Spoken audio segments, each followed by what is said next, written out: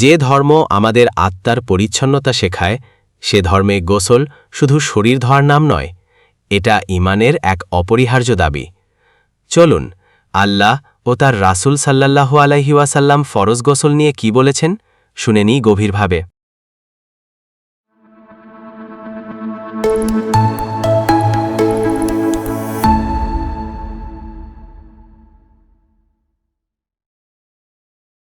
আসসালামু আলাইকুম ওয়ারাহমাতুল্লাহ। আজ আমরা আলোচনা করব এমন একটা বিষয় নিয়ে যা আমাদের প্রতিদিনের জীবনের সাথে সরাসরি জড়িত, এমন একটি বিধান যা কুরআন ও হাদিসে স্পষ্টভাবে ফরজ ঘোষণা করা হয়েছে, কিন্তু অনেকেই হয়তো এখনও তার সঠিক নিয়ম জানি না। হ্যাঁ, আমি বলছি ফরজ গোসল। নামাজ, কুরআন তিলাওয়াত বা ইবাদতের আগে পবিত্রতার এই ফরজ শর্ত সম্পর্কে জানাটা প্রত্যেক মুসলমানের জন্য খুবই জরুরি। তাহলে চলুন কুরআন ও হাদিসের আলোকে জেনে নিই ফরজ গোসলের গুরুত্ব, নিয়ম এবং করণীয় সম্পর্কে, একদম শুরু থেকে শেষ পর্যন্ত। ইসলাম আমাদের শুধু শারীরিক পরিচ্ছন্নতা নয়, বরং আত্মার পবিত্রতা শেখায়। কুরআন ও হাদিসে এমন কিছু আয়াত ও বাণী আছে যা ফরজ গোসলকে বাধ্যতামূলক করে দিয়েছে। চলুন শুনে নিই আল্লাহ কি বলেছেন কোরআনে। সূরা আন-নিসা আয়াত 43।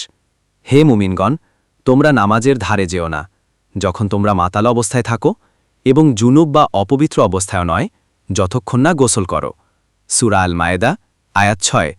আর যদি তোমরা জুনুব অবস্থায় থাকো তাহলে ভালোভাবে পবিত্র হয়ে নাও। সূরা আল মায়েদা 6। এই আয়াতগুলো প্রমাণ করে জুনুব বা অপবিত্র অবস্থায়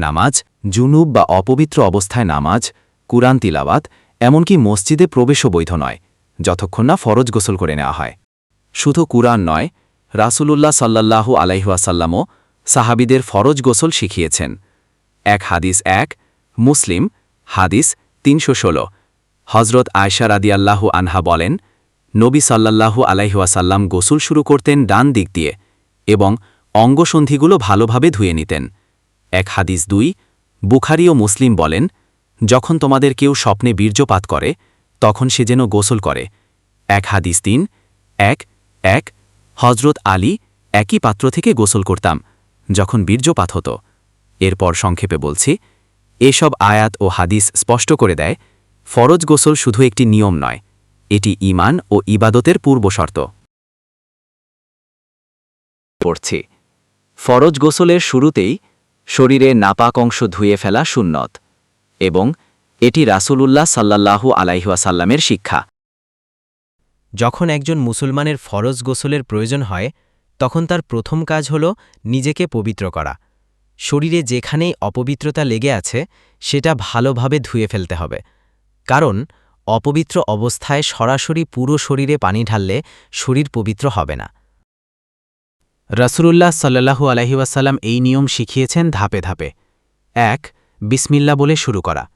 আল্লাহ নামে শুরু করো, কারণ ইবাদত পবিত্র নামে শুরু হওয়াই উত্তম।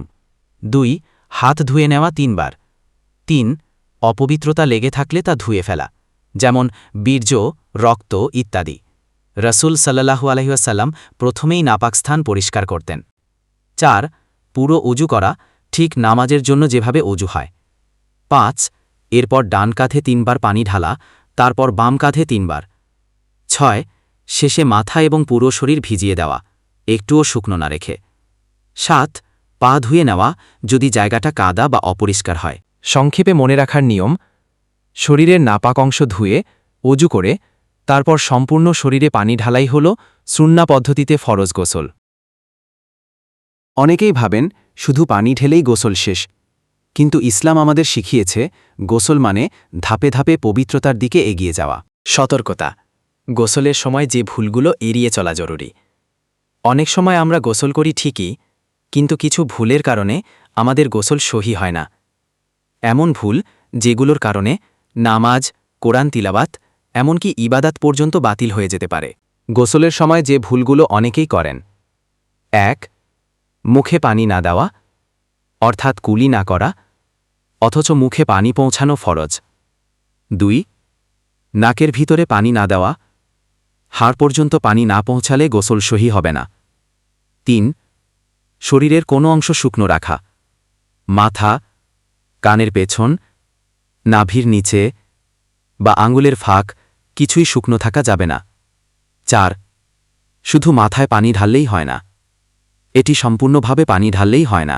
5 পবিত্র না হয়েই নামাজে দাঁড়িয়ে যাওয়া, এটি মারাত্মক গুনাহ।